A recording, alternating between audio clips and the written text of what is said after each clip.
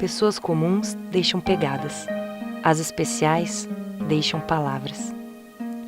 Maris Esther Souza é especial. Além de deixá-las, ela as espalha pelo seu caminho.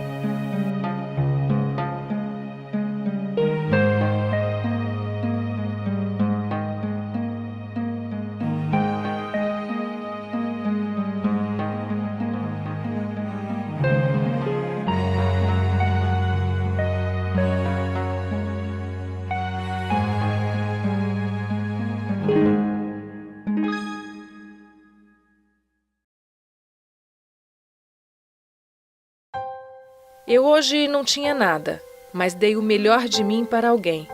Queria poder lhe dar mais. Não lhe dei conselhos, lhe dei palavras.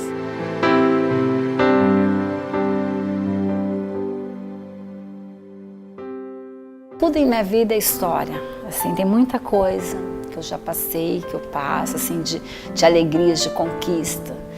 Ir para a academia, me tornar presidente da Casa do Poeta, do escritor de Ribeirão Preto hoje, não foi uma coisa assim, eu sempre fiz as coisas por amor.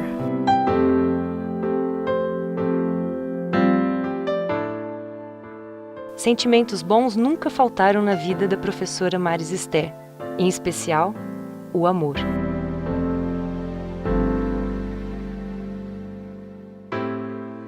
João Vitor, estudante do ensino médio, é um dos mais novos inspirados pela professora. E você conheceu a professora Maris quando? Ela foi se apresentar nas salas e no primeiro dia ela falou do projeto que tinha voluntário e tudo. E eu queria me ocupar de tarde. E eu sempre gostei de fazer trabalhos manuais, essas coisas. E aqui é basicamente o que eu faço, né? Que são os murais, essas coisas. Aí eu vim naquela tarde, nós já fomos criando uma amizade e tô até hoje, não falta um dia. Gosta do que faz? Amo. O que ela te inspira? Pela história dela, pelo passado dela, foi sofrido. Apesar de eu ter 16 anos só, eu já passei muita coisa também. E acho que ela me motiva a não desistir. Desistir nunca, apesar de todas as pedras no longo caminho que a trouxe até aqui. Foram anos difíceis, porque eu perdi meu pai aos 4 anos, né? Minha mãe casou novamente. Foi uma infância assim, eu era muito apaixonada pelo meu pai, então minha mãe disse que eu fui a que deu mais trabalho. Depois logo nós éramos em 5 irmãos de pai e mãe, né? Meu pai era viúvo, quando casou com minha mãe já tinha 4 filhos, então vieram nós 5. Na verdade vieram 4 do meu pai, minha mãe perdeu 1, né? Depois vieram mais 5. O meu pai faleceu. 4 anos depois minha mãe casou novamente e vieram 7 irmãos. Quando eu falo aqui para os alunos, eu conto às vezes das sacas de feijão e saco de arroz, que na minha casa não era de quilo, né? Era de saca, né? Que era muita gente. As minhas irmãs mais velhas já eram casadas. Então assim, foi uma infância assim, no começo nós sofremos muito, né? Mas pegamos amor nos nossos irmãos também, que veio 7 irmãos que vieram para a família. Aos 14 anos eu trabalhava numa casa de família com a dona Ana Maria Ferlin, ali na Barão, entre a Rui Barbosa e Campos Sales. E eu sempre costumo dizer isso, eu conto para meus alunos, e hoje ela fala que ela nunca soube que teve tanta importância na minha vida, mas eu acho que eu só percebo agora.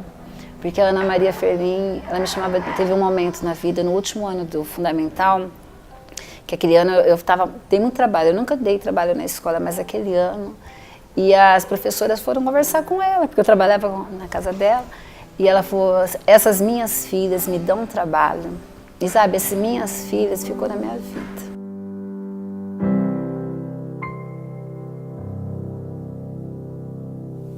Na busca do interior, encontrei a dor.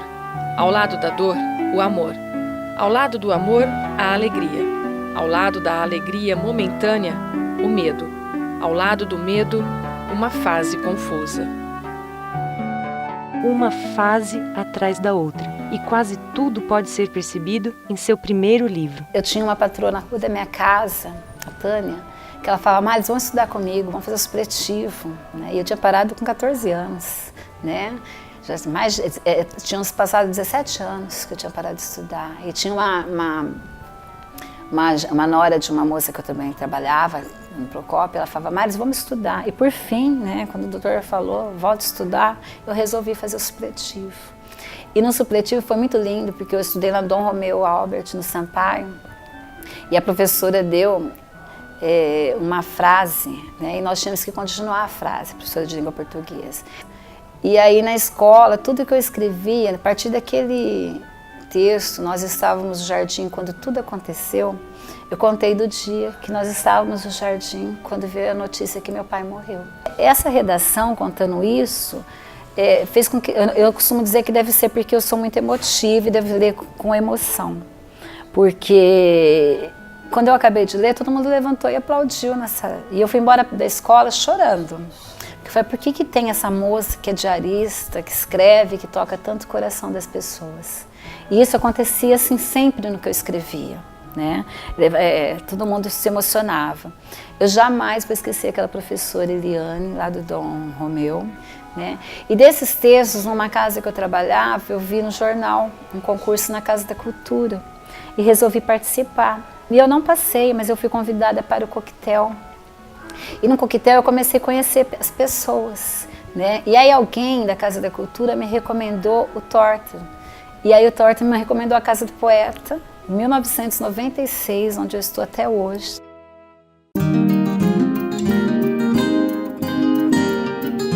A menina que cresceu, primeiro aprendeu, depois ensinou, recebeu porque também sempre doou.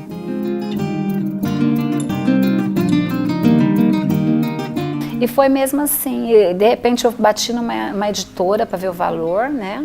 Eu já tinha procurado a Regina Helena Gomes para ver quanto que ela me cobraria para revisão. A editora Paulista, que era do Fábio na época, deixei lá com ele, vou te fazer um preço bom. Aí eu idealizei uma capa do livro, né? E eu contatei um menino que eu conheci que desenhava muito bem para ele desenhar para mim. E tudo isso ainda trabalhando como diarista. A hora que eu cheguei no meu lançamento, eu não consegui ir sentar na minha mesa, né, de autógrafos. Tanto que eu tenho uma foto depois do evento, sentada, porque todo mundo queria me abraçar, todo mundo queria conversar alguma coisa. E no que eu fiz o auditório, todo mundo queria falar sobre mim.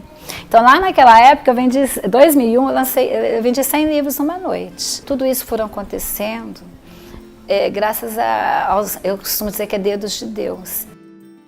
A diarista escritora foi desafiada a ser professora e começou aí uma nova história. Isso foi em 2001, em 8 de junho de 2001, e eu trabalhando de diarista. Tá? E foi muito legal porque aí veio a primeira feira do livro e um jovem na feira do livro conheceu minha história lá no estande da Paraler, né, naquela barraca. Falou para mim, mas com tudo isso você não vai fazer uma faculdade?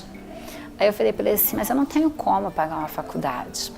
Ele falou, não, mas você tem que dar um jeito, você tem que, com toda essa sua história, né, você tem que fazer uma faculdade. E aí eu fui tentar fazer uma faculdade em Batatais, dei o primeiro cheque, não consegui pagar mais, fiquei 1 ano, e aí tinha o FIES e eu não tinha, eu falo sempre isso, gente, eu sempre fui muito bobinha, porque eu me cadastrava no FIES e não sabia que tinha que marcar uma entrevista. Então meu nome era selecionado para o FIES, mas eu não sabia dessa entrevista que você tinha que marcar. E aí eu ficava esperando me chamar e nunca passava, né? E o pessoal gostava muito de mim, né? E a Adria Bezerra, eu lembro até hoje que ela foi na poupança dela e pegou um valor da minha matrícula em Ribeirão, ela falou, você vai voltar a estudar, e pagou minha matrícula. E ela juntou um grupinho, que era a Soninha, a Adria, a Maria Helena, tinha outras Reginas, se não me engano, e juntaram, eu lembro que eles marcaram 2 ou 3 meses dos meus estudos. Aí eu lembro que, acho que foi a Adria que me levou até na Casa da Cultura para ver a Maria Helena, que por conseguinte me apresentou aí na Já Martins, que hoje mora em São Carlos, e conseguiram um estágio de biblioteca, né, nas salas de leitura do Galeno Amorim. Fui contratada para ficar lá mexendo com os livros, como é que mandava, né? Estava guardado ali. E, na verdade, eu ia lá para frente e ficava assim encantada com a biblioteca de lá. E acabei indo trabalhar na biblioteca mesmo, né?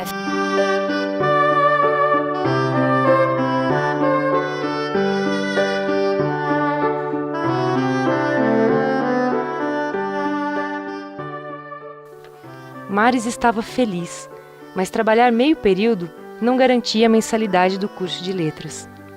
E assim, nesse caminho eu fui frequentando fóruns, né, em São Paulo, E eu lembro que a Inajá, ela falou assim, Maris, vai abrir uma inscrição para eu trabalhar na FUNAP, Fundação de Amparo ao Preso, e vai lá fazer a inscrição. E eu fui morrendo de medo, porque eu estava assim no primeiro ano de faculdade, se não me engano, no terceiro período, 1 ano e meio.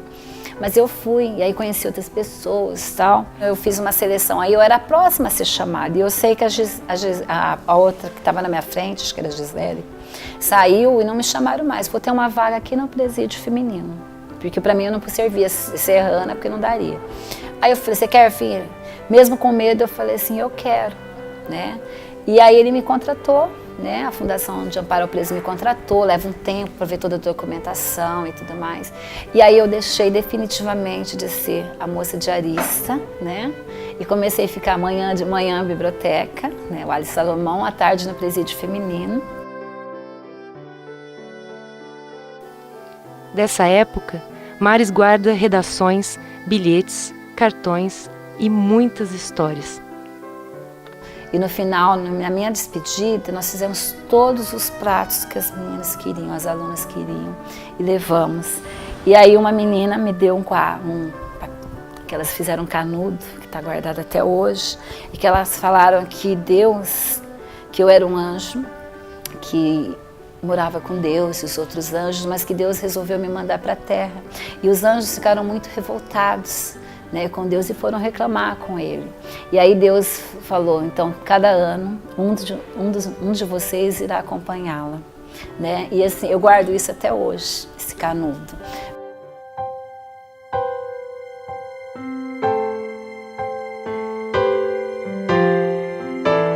Mari sempre esteve acompanhada, em especial nas horas mais desafiadoras, não só pelos livros, mas por seus grandes amigos. Nesse caminho, quando eu comecei a faculdade, eu continuei na Casa do Poeta, no processo assim, de diretora cultural, relações públicas, aí veio a União dos Escritores Independentes também, que eu fui relações públicas por muitos anos. O Fabilino, que ele juntou um grupinho de 3 amigos e eles juntavam, os 3 me mandavam juntos R$30 por cada um, R$100 por mês, né, por uns 3 meses até me organizar na escola. Aí eu vim estudar em Ribeirão, com a Adria pagou minha matrícula, eu vim para a escola, para a faculdade Moura Lacerda, Centro Universitário Moura Lacerda. E aí eu tinha que ver como que eu poderia estudar. E nesse caminho, o meu sobrinho Jean, eu lembro que meu sobrinho me emprestou 3 folhas de cheque. Eu lembro que a Inajá Martins me emprestou 3 folhas de cheque. A Mila, que é uma grande amiga, que trabalhou comigo no presídio. Uma menina que hoje trabalha lá no Magazine Luiza, que ela era cobradora de ônibus, que ela me emprestou as 3 folhas de cheque e eu negociava meus estudos. Eu lembro que a Adria me levou até para ver a Escola da Família, e que nós pagamos os R$25 da Escola da Família, mas eu não sabia que tinha que ir lá na DEA levar a documentação. E é nesse momento que eu falo que eu era muito ingênua em algumas coisas. E eu tinha que cuidar da minha família, né? E meus 3 filhos. Meu marido foi muito bom, porque ele ficava para mim o tempo que dava com as crianças. Nesse caminho, eu não falei, mas havia coisas indo para o Dom Romeu, como o dia que o cachorro me pegou pelas costas. E foi meu caderno que salvou minha vida, porque o cachorro me atacou 2 vezes. E eu chegava tão abatida no posto que o moço falou, vou chamar sua mãe. Eu falei, não, moça, eu sou a mãe, é meus filhos. Quando eu terminei minha faculdade, eu já tinha meu próprio talão de cheque, sabe assim? Então eu já paguei. Os meus amigos que me emprestaram o talão de cheque, eles confiaram muito em mim, para me dar um cheque em branco.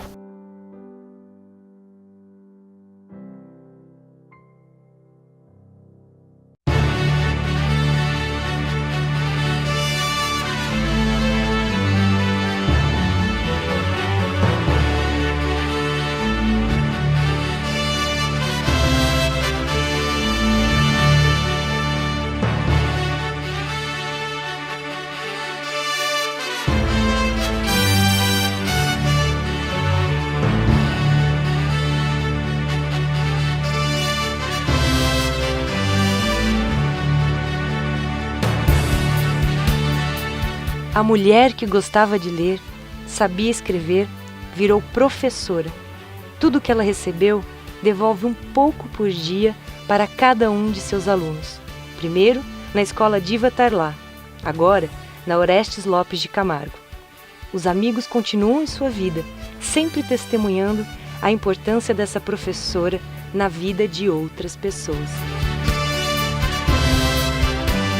Quando eu acabei a faculdade, assim, que a Adria estava lá na minha formatura, minha colação, minha mãe, né, que minha mãe me viu formada. Eu sou, acho que, a única da família, e minha sobrinha, que também é professora agora, que se formou, que tem uma faculdade. E eu ficava assim, meu Deus, eu preciso de um trabalho fixo, né, algum trabalho que eu tenha uma renda, alguma coisa. E aí, quando eu mandei meu projeto para a Escola Diva Tarlá, era o último dia para mandar um projeto. Que fora meu projeto foi um currículo. E aí ela pediu uma entrevista comigo. Né? E eu apresentei, a coordenadora foi junto. E ela... Eu já passei, assim, logo depois ela me ligou falando, né, que eu ia ser contratada numa sala de leitura no Ribeirão Verde. Queria que os alunos tivessem a oportunidade de acontecer com... O que aconteceu comigo, acontecer com eles. E eu amo muito a palavra transformação. Porque minha vida se transformou. E aí eu queria levar meus alunos ao teatro, ouvir ópera. E aí surgiu o projeto Cultura como Herança, né? Que leva os alunos ao teatro, a eventos literários e tudo mais. Né? E eu pretendo, na Escola Orestes Lopes de Camargo, continuar com esse trabalho. Os alunos já foram à festa do Piolim, agora vão ao concerto. O Ribeirão é muito solidária nessa parte, né? Um ajudando o outro, tá virando uma roda maravilhosa. E acho que minha vida é isso, é uma roda, né? O meu trabalho até acho que ganhou na feira era a Roda do Saber. Deixei o Diva Tarlá, mas com o dever cumprido. Confesso que eu saí da minha escola chorando, porque foi um trabalho de 7 anos. No Orestes Lopes é a mesma coisa, a gente fazer o aluno acreditar que ele tem potencial. Né? Então, assim, a gente sempre pregou isso de acreditar no aluno, né? E fazer ele adquirir essa confiança. O ano passado, quando veio a Laura Conrado, e que a gente fez mediação para mais de 1000 alunos, né? 2 dias seguidos na feira, e depois que eles foram, a Laura foi à escola, foi uma coisa linda, porque assim, ela falou, Maris, mas eles sabem todos os detalhes, né? E isso foi mais lindo, porque a leitura do livro daquela moça contagiou os alunos. E assim, todo mundo sabia pormenores e tem coisas que a gente não dá para descrever. Os pais queriam adquirir o livro para lerem para os filhos. Então o pessoal do EJA também queria ler o livro daquela moça. Essa palavra transformação, ela é muito forte na minha vida. Né? E às vezes cada coisinha que eu vejo acontecer é como se fosse uma semente germinando, né, e dando frutos. É isso, sou eu, a Maris. Eu não sei se eu sou um presente de Deus, mas eu faço tudo com muito amor. Gedina Duarte. Vou contar a minha história, quando eu era mestre escola. Memórias da profissão, ainda guardo na cachola. Belas antigas lembranças, que a vida passa e rola. Eu vou ler agora um poema do Nelson Jacinto, um pedacinho. A vida é um sino, que tange e que para, que vibra e dispara, num eterno tentar. O ritmo é lento, e a cada momento, alegria e lamento nos fazem pensar. Entre altos e baixos, prossegue o badalo e a vida no embalo, procura ir em frente. Mais um dia, o badalo do sino se cala e da vida a fala tem um tom diferente. E o som do silêncio, e o som da verdade, e o som da saudade, que somente restou. Assim é o sino, assim é a vida, assim é o destino, que foi, não voltou. Qual é a proposta da sala de leitura do cinema? A sala de leitura, a realidade dela é agregar já dentro do currículo a possibilidade dos alunos terem um rendimento melhor através da leitura. Como é que foi essa parceria com a professora Maris? Uma coisa mágica, como ela sempre diz nas entrevistas, né, o dedo de Deus. Nós ficamos com a nossa sala de leitura por algum tempo sem funcionários, sem esse professor responsável e desesperados porque a nossa clientela precisa muito dessa sala de leitura. E aí, numa oportunidade que a Secretaria da Educação disponibilizou, conseguimos trazê-la para cá. Então, assim, dedo de Deus. Uma boa iniciativa. Perfeito, ela tem um trabalho já que ela faz com muita propriedade e que vem de encontro ao que nós precisamos, oportunizar a leitura. Vou ler o livro do Nelson Jacinto, Pétalas Caídas. Quero a felicidade. Quero a felicidade, quero amar de verdade. Quero a luz das estrelas, quero raios do sol. Eu vou ler um pouco do poema da Regina Helena Gomes. Noite adentro.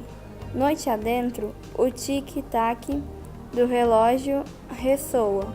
Segundos cautelosos originam minutos precisos e o tempo perde-se à imensidão. E aquele olhar de energia fica para outro dia. Aquela palavra de carinho oculta-se pelo caminho. Aquele sorriso alegre, divertido, permanece contido. Aquele carinho atrevido deixa de ser sentido. Aquele abraço apertado, não sei porquê, não é dado. Aquele intenso momento fica só no pensamento. Os segundos, os minutos, as horas passam. Paula, quando você conheceu a Maris? Eu conheci a Maris em 2010. Eu pedi remoção, podia estar lá, que eu vim de outra escola. E acabei conhecendo ela aquele ano. Professora, depois de todo esse tempo, eu acho que é amor, é dedicação, sabe? É cumplicidade. E se você não tem isso, você não dá aula. E a Maris tem tudo isso? Tem tudo isso e muito mais. Tem muito mais. E foi uma delícia conhecer ela, porque foi uma parceria que a gente encaixou muito bem. Qual a responsabilidade do professor com o aluno? Olha, você mexer com gente é muito complicado, tá? Você tem que ter um certo cuidado. Com o tempo, com a experiência, você aprende como que você vai, o seu tom de voz, como você vai chegar nele, o que você está querendo dele. Né? A gente, como educadora, você vai passar assim, primeira coisa, eu vou passar a educação. O que é educação? Conteúdo igual artes, mas vai além disso. Quando eu cheguei à escola, a Mari já trabalhava lá na sala de leitura, né? Eu cheguei como coordenadora pedagógica e fui conhecer o trabalho dela, que é fantástico. A escola, na verdade, funcionava boa parte porque a Maris impulsionava praticamente todos os projetos da escola. A gente brinca que a Maris era o coração da escola. Nesses anos todos, alguma história te chamou a atenção? Um aluno rebelde que depois descobre na arte, descobre na educação uma alternativa? Alguma coisa que você, de maneira bem sensível, conseguiu perceber? Entre tantos que eu tive, um caso mais atual, quando eu entrei no Diva, eu tive um aluno que chama Ayrton, hoje ele é conhecido como Tom Pereira. Ele foi para a área de teatro. E aflorou desde o primeiro ano. Só que essa florada foi assim. Foi na minha aula, mas com a ajuda também muito da Maris. Porque o que ela faz? Aquele espaço que eu não tenho na sala de aula, para poder, por exemplo, trabalhar um teatro, uma música, ela abre esse espaço. O que você acha que faz um professor ser identificado como o coração da escola? Porque isso é muito. No caso da Maris, é mais do que comprometimento. Ela faz o trabalho dela de verdade com amor, com carinho, não só pelo trabalho, mas pelos alunos. E tudo aquilo que ela se prontifica a fazer, ela faz o melhor. Então, tudo que ela se empenhava em fazer acontecia de verdade. Ela entrava em contato com todas as pessoas para que pudesse acontecer. Em relação à Feira do Livro, ela sempre trabalhou para que pudesse levar os alunos, fizéssemos apresentações lá. Na Casa do Poeta, onde ela também trabalha, os alunos também ajudam e por conta disso tem alunos que não são mais da escola, que terminaram o ano passado e estão trabalhando como voluntários na escola este ano para impulsionar a sala de leitura, sabendo que ela não está mais lá, mas que não querem deixar a sementinha parar. Eu vou ler um pedacinho do livro do Dr. Nelson Jacinto. É A Casa de Pedra. O dia da partida do hotel para o retorno a Ribeirão Preto chegou, felizmente para todos, principalmente para Danilo e João Carlos. Não houve mais nenhum problema, nem mistério a desvendar. João Carlos anotou com muito cuidado tudo o que ele havia visto e vivido durante a excursão. Esses fatos deveriam ser relatados no seu futuro livro a ser publicado. Danilo não comentou. Todos nós temos nas mentes ou dentro dos corações muitos sonhos emergentes, talvez primeiras sementes nesse mundo de ilusões.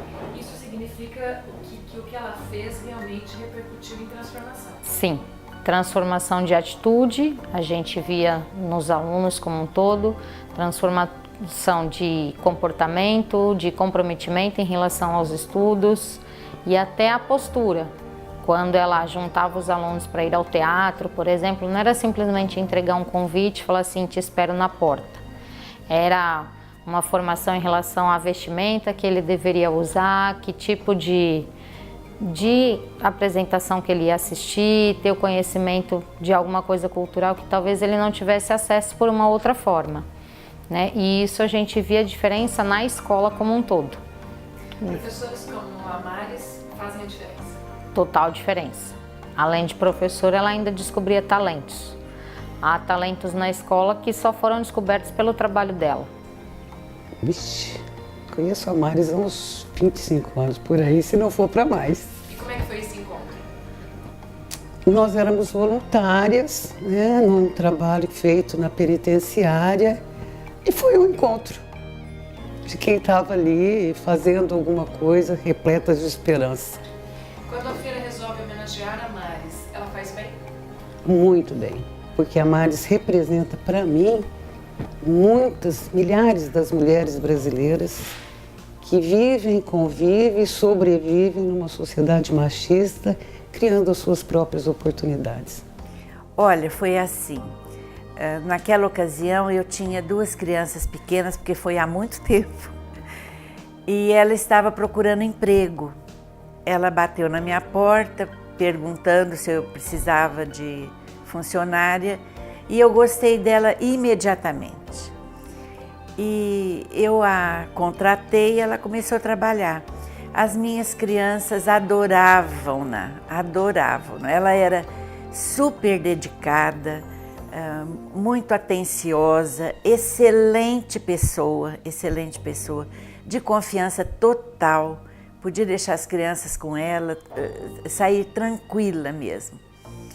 E eu me lembro que ela estava grávida naquela ocasião e eu falei, ai, que pena, quando ela tiver o bebê eu vou perdê-la, né?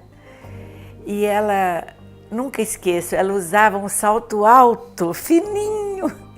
E eu falava, como que você consegue andar com esse salto agulha e grávida? E foi assim que nos conhecemos. Ela ficou comigo até o tempo que o bebê foi nascer. Mas depois nós nos tornamos grandes amigas, sabe? E ela queria estudar e eu falava, estuda sim, Maris. Ela tinha uma ânsia de saber, de aprender, sabe? E ela conseguiu realizar o sonho dela, né? Você e Maris junto, que experiência vocês trazem daquela época? Olha, naquela época não era só eu e Maris, né? Era eu, Maris, Cristiane. E o que a gente via era o seguinte, uma vontade imensa de mudar e um chamado constante para permanecer.